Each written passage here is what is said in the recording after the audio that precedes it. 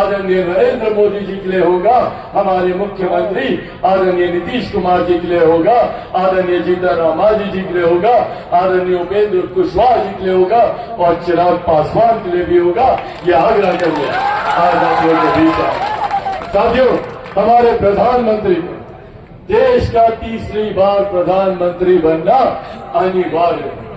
आज से पहले, एक दशक पहले हम में से कोई नहीं जानता था कि भारत की अर्थव्यवस्था कौन से पायदान पर है। पहली बार देश में एक ऐसे प्रधानमंत्री आए जिन्होंने भारत की अर्थव्यवस्था को मजबूत करने का काम किया। आज हम लोग गर्व से कहते हैं कि दुनिया की 5वीं सबसे बड़ी अर्थव्यवस्था भारत है, तो ये देन हमारे प्रधानमंत्री आदरणीय नरेंद्र मोदी जी की है। लोग कहते हैं कि अर्थव्यवस्था अर्थशास्त्रियों से जुड़ा हुआ विषय है, पर जब एक देश की अर्थव्यवस्था मजबूत होती है तो उस देश के हर राज्य का राजस्व बढ़ता है, उस क्षेत्र का आर्थिक विकास होता है, हर गरीब व्यक्ति के हाथ में ज्यादा कमाई आती है, प्रति व्यक्ति आय में इजाफा होने लगता है। और इसी का परिणाम है कि पिछले 10 सालों में 25 करोड़ से ज्यादा लोग गरीबी रेखा से बाहर निकलकर मुख्य धारा के साथ जुड़ने का काम किया। हमारे प्रधानमंत्री जी ने लक्ष्य रखा है 2047 तक भारत को एक विकसित देश बनाने का। भारत को विकसित देश बनाने की दिशा में उठाए जा रहे ये तमाम मजबूत कदम है। आज से पहले किसी प्रधानमंत्री ने महिलाओं के सम्मान की चिंता नहीं की, किसी को इस बात की चिंता नहीं थी कि महिलाओं के लिए एक शौचालय बना दिया। बहुत छोटी पर उतनी ही बुनियादी एक जरूरत जो हर गांव में रह रहे परिवार के लिए जरूरी थी। प्रधानमंत्री जी ने न सिर्फ शौचालय बनाने का काम किया बल्कि उज्ज्वला योजना देकर हर महिला के स्वास्थ्य की चिंता, जो चूल्हे चौके से, जो धुएं से जो शरीर में नुकसान होता था, उन्होंने उज्ज्वला योजना देने का काम किया। आज हर गरीब परिवार को आयुष्मान योजना के तहत 5-5 लाख रुपए का आप लोगों को मुफ्त इलाज मिल रहा है। ये सोच हमारे प्रधानमंत्री की है कि कोई गरीब व्यक्ति आर्थिक अभाव में इलाज से वंचित न रह जाए। आयुष्मान योजना लाकर 5 लाख रुपए तक का मुफ्त इलाज देने का काम हमारे प्रधानमंत्री जी ने किया। जहां हमारे प्रधानमंत्री ने एक तरफ सरहद से हमारी सीमाओं को सुरक्षित रखा, तो अंतरिक्ष के माध्यम से कैसे हम लोग विकास की राह पर आगे बढ़े, इस बात की चिंता भी हमारे प्रधानमंत्री जी ने।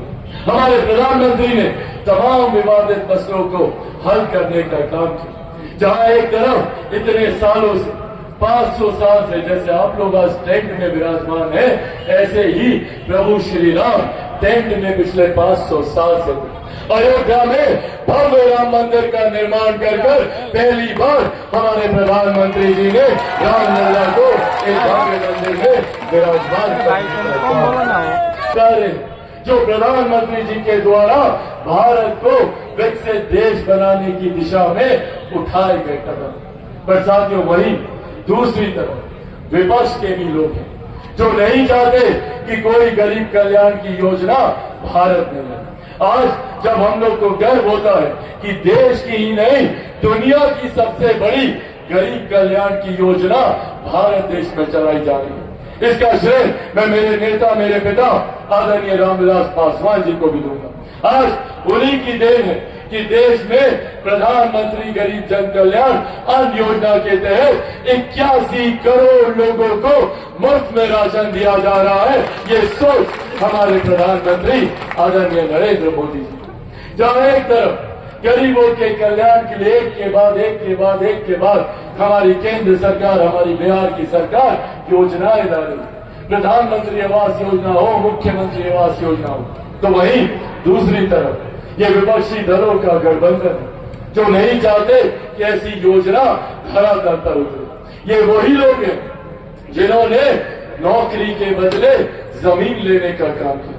ये वही लोग हैं जो 55 साल तक केंद्र में सत्ता में रहे, कांग्रेस जैसी सरकारें, पर उन्होंने कभी गरीबों के भलाई की चिंता नहीं की। राजद जैसे दल, उनके सहयोगी जो बिहार में 15-15 साल तक यहाँ सत्ता में वो लोग रहे, पर उन्होंने कभी गरीबों की चिंता नहीं की। और आज एक सुनियोजित तरीके से आप लोगों की जमीन, आप लोगों की जायदाद हड़पने का इंतजाम किया जाए।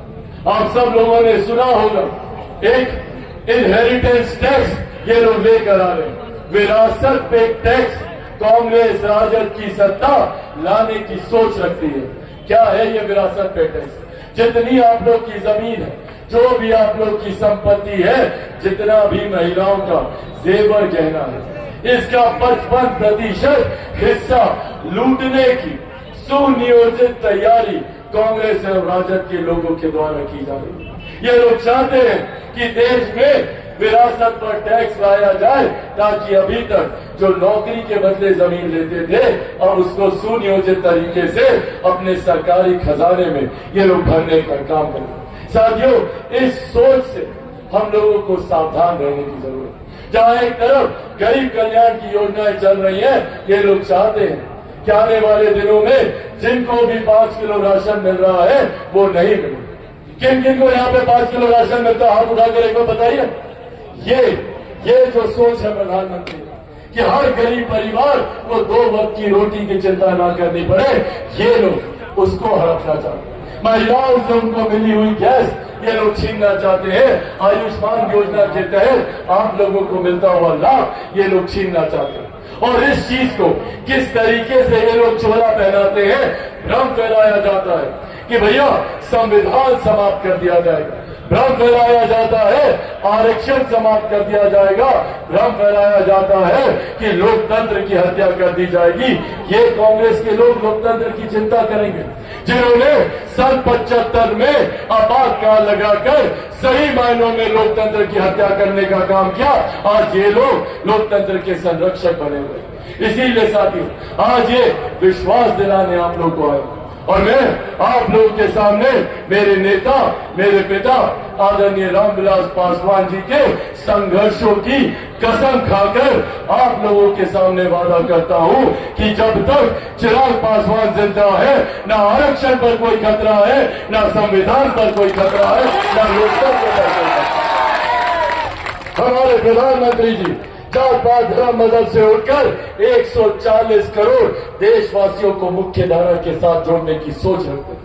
आज उज्ज्वला की बात हो, आयुष्मान की बात हो, प्रधानमंत्री आवास की बात हो, अन्य योजना की बात हो, बिना जाति बिना धर्म देखे सबके साथ समावेशी विकास की सोच के साथ हमारी सरकार आगे बढ़ने का काम कर रही है। इसीलिए साथियों, यह आग्रह मैं आप सबसे करूंगा, जरूरी है हम सबको एकजुट होकर, क्योंकि भ्रमित करने वाले बहुत लोग आएंगे और सिर्फ झूठ बोलकर आप लोगों को डराकर, आप लोगों को धमकाकर, ये वही लोग हैं जो लाठी में तेल पिलाकर गुंडाई करने का काम करते हैं।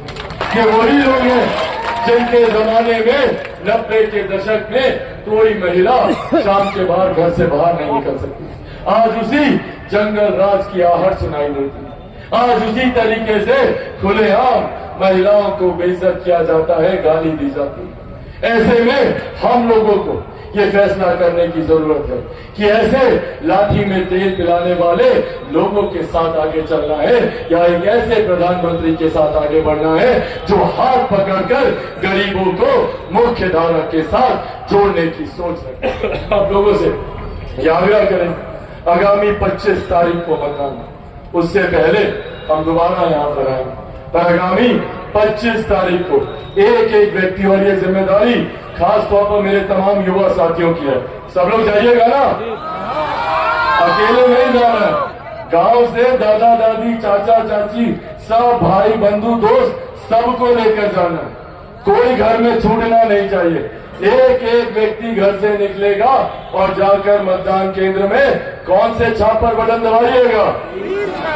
3 छाप पर बटन दबाकर आप हमारी बहन विजय लक्ष्मी जी को यहाँ से विजय बनाइएगा। और जब विजय लक्ष्मी जी यहाँ से जीत कर जाएंगी तो सीधा प्रधानमंत्री, तीसरी बार प्रधानमंत्री पद की शपथ लेंगे। मुख्यमंत्री जी मजबूत होंगे, जीतन राम मांझी जी मजबूत होंगे, उपेंद्र कुशवाहा जी मजबूत होंगे और आपके बेटे, आपके भाई चिराग पासवान को भी आप लोग मजबूती देने का काम करेंगे। और सब लोग तैयार हो जाओ, एक बार दोनों हाथ उठाकर जोरदार ताली से आप लोग अपना आशीर्वाद दे दें। बहुत बहुत धन्यवाद साथियों। एनडीए गठबंधन जिंदाबाद, एनडीए गठबंधन जिंदाबाद, एनडीए गठबंधन जिंदाबाद। बहुत बहुत धन्यवाद साथियों। जय हिंद, जय बिहार।